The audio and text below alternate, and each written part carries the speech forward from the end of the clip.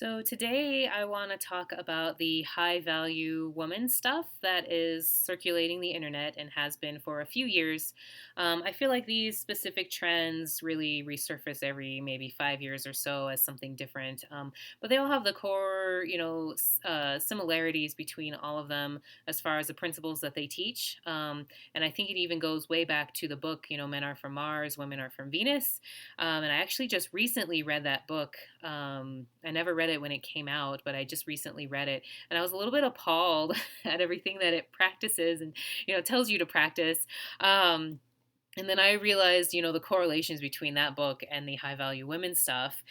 So the high value woman, feel free to Google that. There's quite a few, different takes on it, but it all kind of, goes back to the same principle. And that principle is, let your man do his thing and he will come back to you with a ring. Um, and I'm sure I'm going to get flamed from a lot of these women, but I'm sorry, that's basically what it's teaching. It's teaching us women to be these passive, pushovers and doormats in exchange for a ring. And it's like, does that leave you happy at the end of the day? Absolutely not. But, I have, gone through quite a bit of, relationship nonsense. I was married at 20 and I should have just stayed married because he is a great guy. So, and I'm still closer to his mom than I'll probably ever be to any future mother in law ever. But I was young and didn't really know what I was doing and was bored, and we didn't know what we were doing. And, here we are. So, one of my regrets is ever leaving that, marriage. But, life goes on. And I, ever since, I have really struggled with relationships. It has been, I don't even know how long, 10 years, maybe longer, and I have done nothing but struggle. My last, long term relationship, was filled with domestic violence, and some pretty horrific stuff happened, on a professional and a personal level because of that relationship. So, I decided to do a lot of self help and a lot of healing. And one of the things that I stumbled across was this high value woman stuff. And, it really made sense. I am a very bold woman. I'm very needy. I'm probably a bit toxic on some levels. I know I have some narcissistic tendencies that I have really tried to work on. But, as a typical survivor of domestic violence, we tend to blame ourselves. If I was this or if I was that, he would never have treated me like this. So maybe if I was a little bit more passive, maybe if I was quieter, maybe if I was a source of positivity instead of negative, maybe he wouldn't have treated me like that. So, now I want a high value man. So I'm going to practice these high value teachings, which is, being passive, letting your man do what he wants, basically, not speaking your mind, not talking about your bad day that you have or your boss is a jerk or whatever, no nagging, no negativity, none of that stuff. So, I met my last boyfriend who I can't even really call him a boyfriend. We weren't together for that long, but I met, this last guy that I was in a relationship with in the midst of, doing all of this self help and all of these practices. So I decided to, apply some of that to our relationship. I put up with a lot of bad behavior. I really sacrificed myself and my happiness in hopes of a long term relationship, maybe even a ring on my finger. So, these groups teach you to, just be passive, wait for him to text you. You don't ever text him. When he does text you, you're just warm and full of smiley faces and, pretty selfies and all of that kind of stuff. So I was doing all of that stuff. That is not who I am. I'm a very blunt and to the point person. I don't like sending selfies. I don't like doing any of that stuff. That's just not who I am as a person. These practices are really beneficial for women and men who are in a more traditional relationship. These types of things were beneficial back in the day where men were the providers. They went out, they worked, they, spent their day working and dealing with all of that, and they just wanted to come home to a warm dinner, quiet kids and a pretty wife and a clean house. So, all of those practices work really well if you're in that type of dynamic. But, what if you are a woman who plays both roles? What if you are a woman who has, spent the last 10 years as a single parent? Or you're a career woman with no kids and that's just not who you are as a person. What are you supposed to do? With this high value nonsense. So, a lot of women that I know were really changing themselves. These CEOs of these companies were becoming these complete doormats for men, in hopes that, a man would finally find them desirable enough, to get a ring. I remember an episode of Sex in the City where Miranda, the lawyer, lied and told a guy that she was a flight attendant, just to stroke his ego and make him feel like the superior one. So, this goes back, to the 90s when there was kind of a shift of, successful women. And it's just been a long, drawn out, thing ever since where we, as bolder women, women who are a little bit more bold and not passive, really struggle to find a good guy. We attract many men who, want to be mommied or taken care of or, don't want to work or whatever. We attract men whose egos can't handle it. So instead of supporting us, they try to tear us down, which was the case in my last long term relationship. He did everything in his power to make sure that I was a shell of a woman and that I was never going to become anything or, better than him. So it's a real struggle as a successful woman to find a man who can handle that. And then with all of these groups telling you what you should do and shouldn't do, and don't text him and don't call him and don't ever look sad, or don't ever let him see you without makeup on. Like, ugh, I barely wear makeup, as you can tell. So, what do? I'm not this girly woman. I work around men all the time. I have 3 boys. I help my dad with his commercial driving school. So I'm around men all the time. I work in 90-degree weather doing physical labor. I'm not that type of woman who wears heels and a dress and is pretty all the time. But on the flip side, I really need that masculine man in my life. So how does a woman with masculine tendencies, get that strong masculine provider, protector of a man, instead of attracting all of these guys who are, they take on the feminine role? I still have no idea. That's not the point of this video, but the point is this high value woman stuff. So I spent a year being this high value woman. I spent a year, not ever texting this guy first. Maybe once in a while I would, but it was usually about, other stuff, not just like a hi, I need to talk because I'm needy and I'm alone right now. No, I didn't do any of that. I waited for him to text. When he would text me, I was warm and receiving, just like they tell you, to be in these groups. So, it's like, how are you, Alicia? Oh, I'm great. Oh, my day was great. Everything's fine.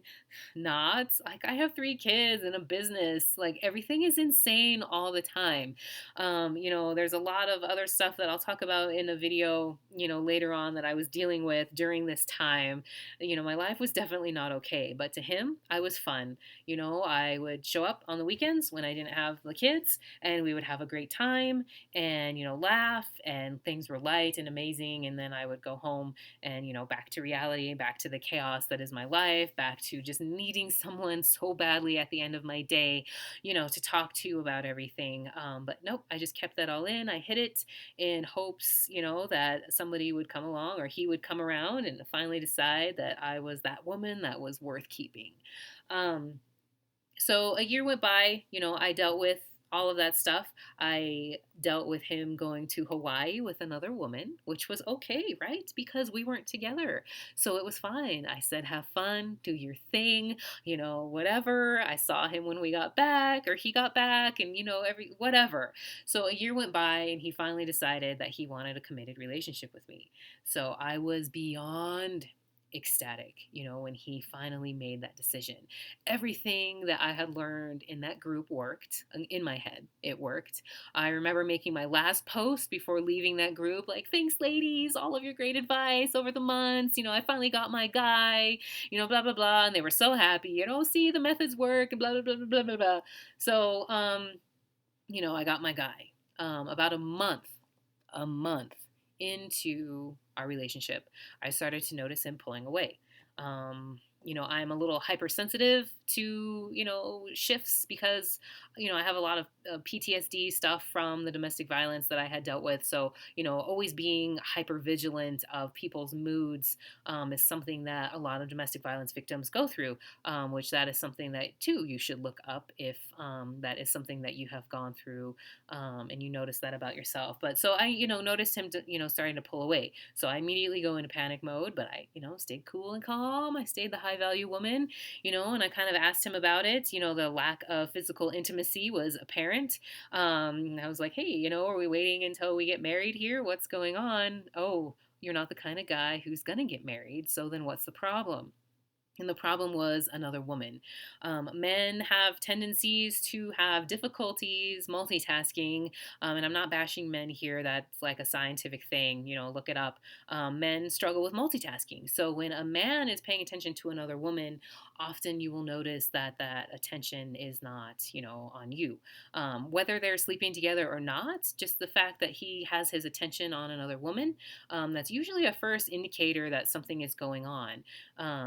They swear up and down nothing's going on because they haven't crossed any physical boundaries. Nothing's happening, but that attention to that other woman is there, and it's, you're lacking that attention. So, when I found out that he had crossed the line, I kind of lost it.